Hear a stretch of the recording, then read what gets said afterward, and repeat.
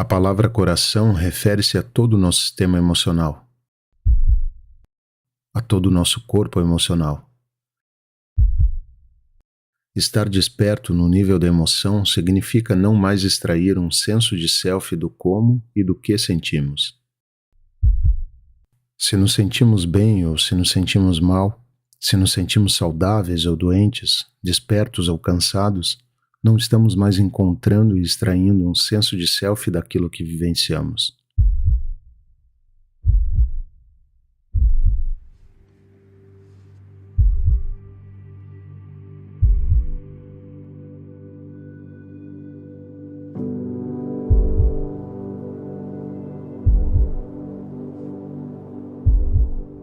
Normalmente, nosso senso de self está ligado e emaranhado àquilo que sentimos.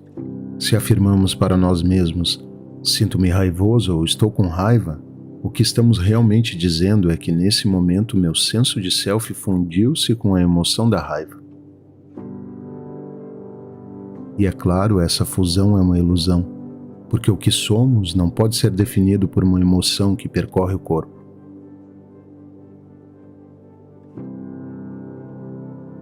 Despertar no nível da emoção significa que começamos a ver e compreender que o que sentimos não nos diz quem ou o que somos.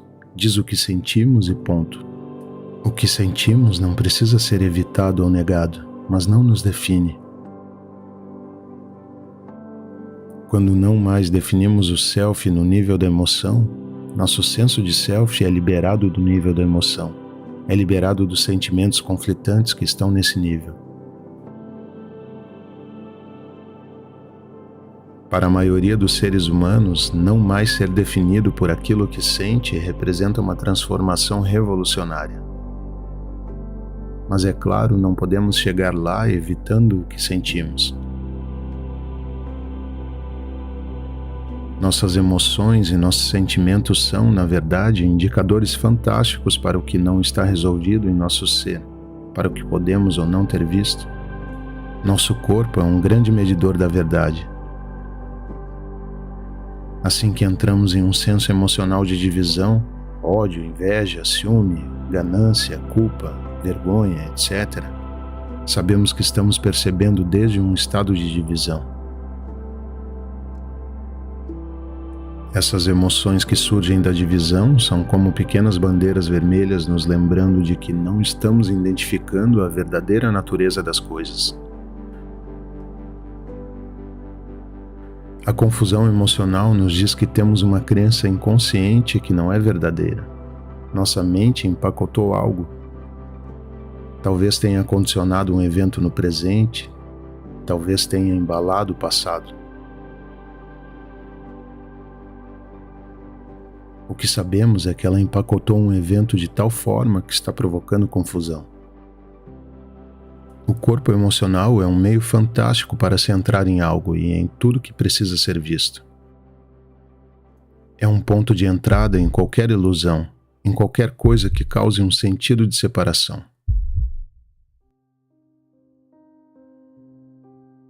Se somos emocionalmente instáveis, se podemos ser tirados de nosso equilíbrio emocional com muita facilidade, então é vital começar a olhar para a nossa vida emocional.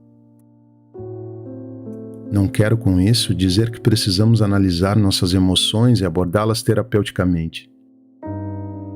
Isso pode ser necessário e benéfico para algumas pessoas, mas não é sobre isso que estou falando aqui.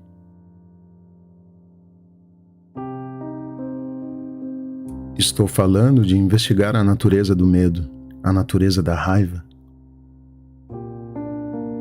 Quando sentimos uma contração emocional, do que se trata essa contração? A maior parte de nossas emoções, especialmente as chamadas emoções negativas, podem estar ligadas à raiva, ao medo ou ao julgamento. Esses três estados são gerados quando acreditamos em nossos pensamentos. Nossa vida emocional e nossa vida intelectual não estão realmente separadas, são uma só coisa. Nossa vida emocional revela nossa vida intelectual inconsciente. Reagimos emocionalmente a pensamentos que, em geral, nem sabemos que estamos tendo. Dessa forma, esses pensamentos inconscientes são manifestados.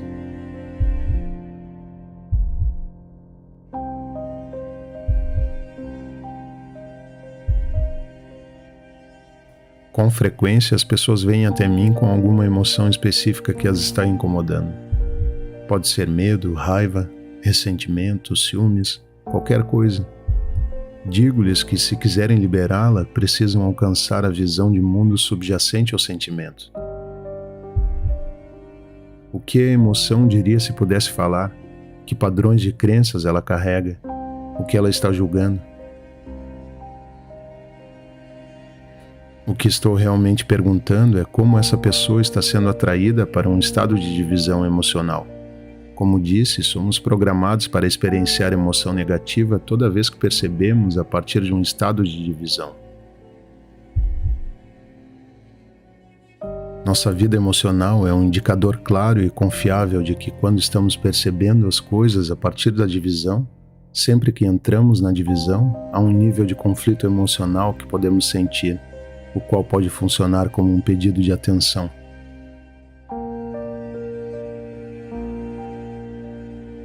Assim que alguém sente um conflito emocional, as questões que deveriam ser feitas são: de que maneira estou entrando na divisão? Neste momento, o que está causando esta sensação de separação, de isolamento ou de querer me defender? Em que estou acreditando? Que suposições estabeleci que estão sendo reproduzidas em meu corpo e manifestando-se como emoção?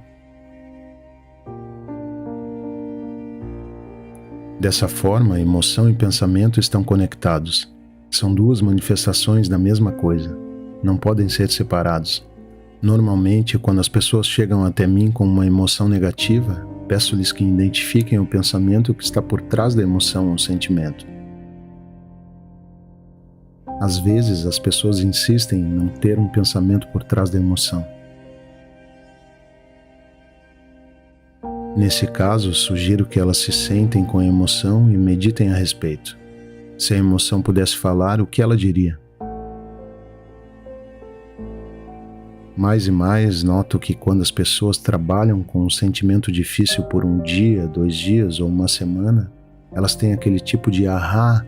Elas dizem: Adya, realmente acreditava que não havia nenhum pensamento ligado à minha emoção.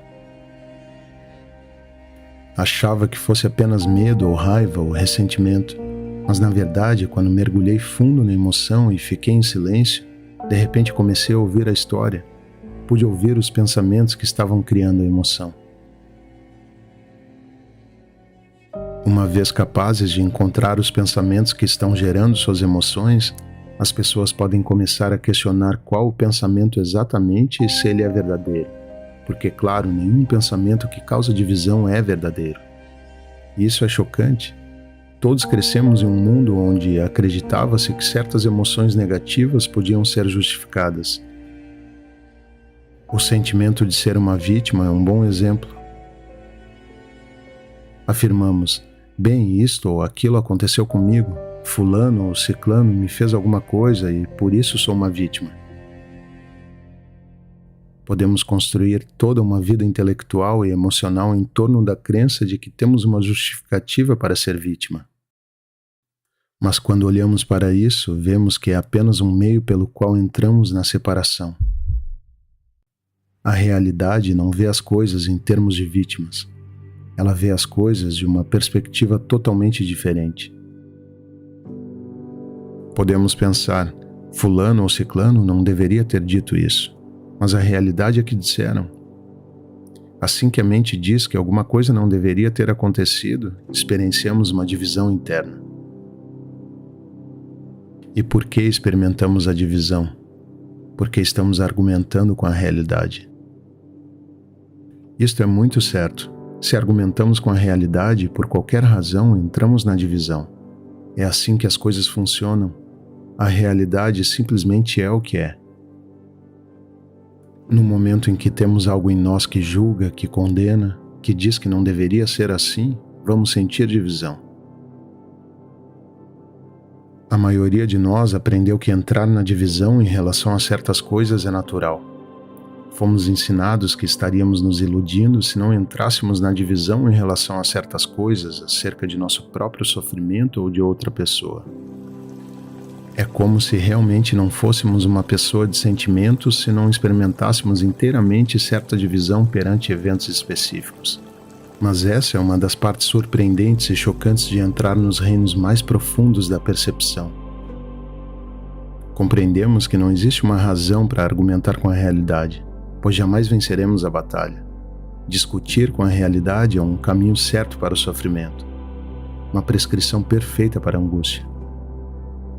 Pior ainda, descobrimos que estamos presos àquilo com que estamos discutindo.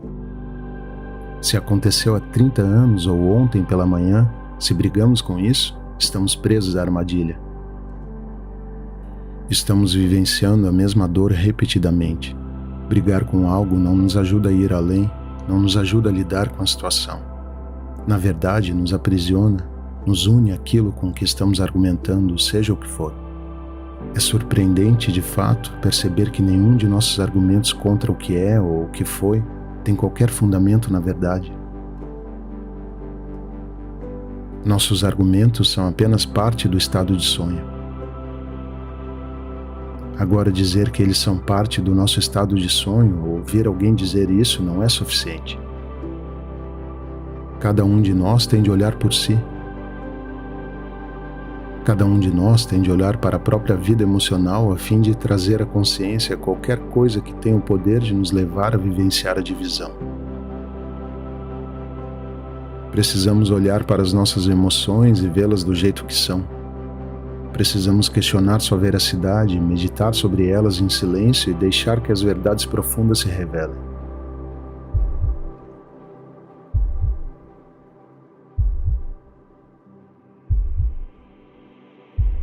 Como disse, esse não é necessariamente um processo analítico. A investigação verdadeira é vivencial. Não estamos tentando impedir que algo aconteça, pois a investigação verdadeira não tem nenhum objetivo a não ser a própria verdade. Ela não está tentando nos curar ou nos impedir de sentir sentimentos desagradáveis. A investigação não pode ser motivada somente por um desejo de não sofrer. O impulso de não sofrer é compreensível, mas há algo mais que deve acompanhar a investigação genuína, que são o desejo e a disposição de enxergar o que é verdadeiro, de ver como nos colocamos em conflito. Assim que percebemos que é você ou eu que nos colocamos em conflito, que ninguém em nenhuma situação em nossa vida tem o poder de fazer isso, vemos que nossa vida emocional é um portal. Ela oferece um convite para olharmos profundamente, para olharmos de um estado desperto, um estado que não está tentando mudar ou alterar nada, mas é em si um amante da verdade. Pode ser fácil interpretar erroneamente o que estou dizendo, concluindo que todas as emoções negativas são indicações de divisão. Não é isso que quero dizer. Alguém pode estar triste sem se sentir dividido. É possível sentir pesar sem estar dividido. Uma pessoa pode sentir certa raiva sem estar dividida. Em nossa cultura ocidental não temos muito contexto para essa ideia. No Oriente, entretanto, existem litanias inteiras de deidades iradas. No budismo tibetano e nas tradições hindus, por exemplo, as personificações de Deus e do divino nem sempre estão sentadas sobre uma flor de lótus no céu, rindo de felicidade. Nessas tradições, como em outras pelo mundo, a espiritualidade inclui uma vasta gama de experiências emocionais humanas. Assim, não deveríamos concluir que a presença de emoções negativas ou do que nós chamamos de emoções negativas seja uma indicação de ilusão. A chave é se a emoção se origina ou não da divisão. Se sim, então a emoção está baseada em uma ilusão. Se você investigar sinceramente e descobrir que uma emoção não se origina da divisão, então ela não está baseada na ilusão. Enxergar isso nos abre um amplo leque de emoções. Nós nos abrimos, nos tornamos um grande espaço no qual os ventos das diferentes emoções podem viajar por nosso sistema. A liberdade que falo, então, é a liberdade proveniente das emoções que se originam na divisão. E como as emoções mantêm coesa a ilusão do self separado. Se olharmos profundamente, veremos que o medo é o esteio que mantém intacto o nosso senso de self emocional. Então, por que temos tanto medo?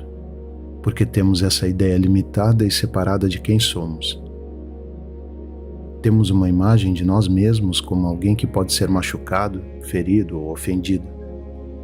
Temos de ver, por meio de nossa investigação, que esse senso de self, esse senso separativo é uma ilusão, não é verdadeiro.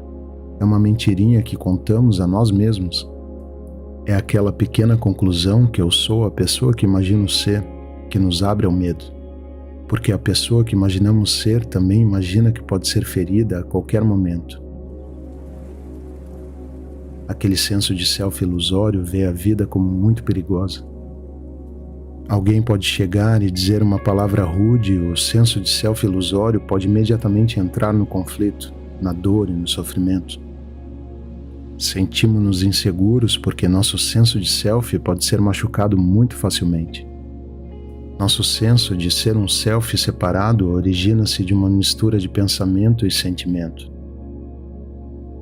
A maior parte de nossas emoções deriva do que pensamos. Abaixo do pescoço, nosso corpo é uma máquina duplicadora do que nossa mente pensa. O corpo e a mente estão conectados. São dois lados de uma moeda. Sentimos o que pensamos. Quando temos uma emoção, o que na verdade estamos experienciando é um pensamento. O pensamento em si, com frequência, não é consciente. O surpreendente quanto à forma como somos capturados é que nosso centro de sentir, nosso centro cardíaco, duplica o pensamento em sentimento. Ele transforma os conceitos em sensações muito reais, vívidas e sentidas. Quando falo do nível da mente e do nível do coração, pode soar como se eu estivesse falando de duas coisas diferentes. Estou, na verdade, falando de um fenômeno, corpo e mente, sentimento e emoção, dois lados de uma moeda. À medida que despertamos das fixações e das identificações dos níveis da mente e das emoções, passamos a ver que não há alguém para ser ferido. Não há alguém ou alguma coisa para ser ameaçado pela vida. Na verdade, somos a própria vida. Quando vemos e percebemos que somos a totalidade da vida, não temos mais medo dela, não temos mais medo do nascimento, da vida, da morte. Mas até que possamos ver isso, vamos enxergar a vida como intimidadora, como uma barreira que de alguma forma temos que ultrapassar. Despertar no nível da emoção nos liberta dessas fixações baseadas no medo. Quando começamos a despertar nesse nível, somos livres para sentir o mundo de uma forma mais profunda. Todo um potencial diferente torna-se disponível para nós. O corpo emocional, toda a área centrada no coração é de uma sensibilidade incrível. Esse é o órgão do sentir do não manifesto.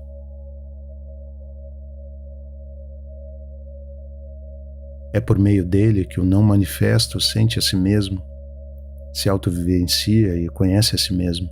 Isso é bem diferente de um conceito de eu sentido a si próprio e se autoconcentrando mediante emoções e sentimentos. Quanto mais despertos estamos, mais somos capazes de experienciar todo o corpo-mente como um literal instrumento de sentir do self absoluto e unificado. De certa maneira, quanto mais despertamos do corpo emocional, mais o corpo emocional desperta. Ele se abre. Quanto menos conflitados estamos em nossas emoções, mais aberto fica o nosso corpo emocional. Isso porque, quanto mais entendemos que não há nada a proteger, que todos os pensamentos, ideias e crenças que nos levam a entrar na proteção emocional são falsos, mais abertos ficamos. Despertar nesse nível é uma grande abertura do coração espiritual. Talvez você já tenha visto representações de Cristo em que ele está literalmente segurando e abrindo seu peito e revelando um lindo, radiante e brilhante coração. Essa é uma representação da abertura do coração espiritual. Um ser desperto é um ser tremendamente disponível emocionalmente. Alguém que não está se defendendo nos níveis emocional e intelectual. Parte do que acontece quando despertamos no nível do coração é que experienciamos a nós mesmos em um sentido absoluto para ser totalmente sem defesas. Quando estamos sem defesas, o que flui naturalmente de nós é amor, amor incondicional. A natureza maior da realidade não discrimina. A realidade é o que é. O sinal mais verdadeiro de um coração desperto é que ele é um amante que não discrimina o que é. Isso significa que ele ama tudo porque vê tudo como é. Esse é o nascimento do amor incondicional. Quando esse amor incondicional começa a se abrir dentro de nós, é a forma pela qual a realidade expressa a si mesma. A realidade, apaixonando-se por si mesma, acontece através do coração desperto. Não é algo pessoal. É a realidade, um amante que não discrimina, apaixonado por si mesmo. Ama até mesmo aqueles que, de um nível pessoal, você pudesse não amar. É surpreendente quando começamos a perceber que amamos coisas, eventos e pessoas que não amamos no nível da personalidade. Compreendemos que não importa. Quando a verdade é desperta, ela ama todas as coisas. Ama as pessoas de que sua personalidade gosta e ama aquelas que a sua personalidade desgosta. O coração desperto ama o mundo como é, não como poderia ser.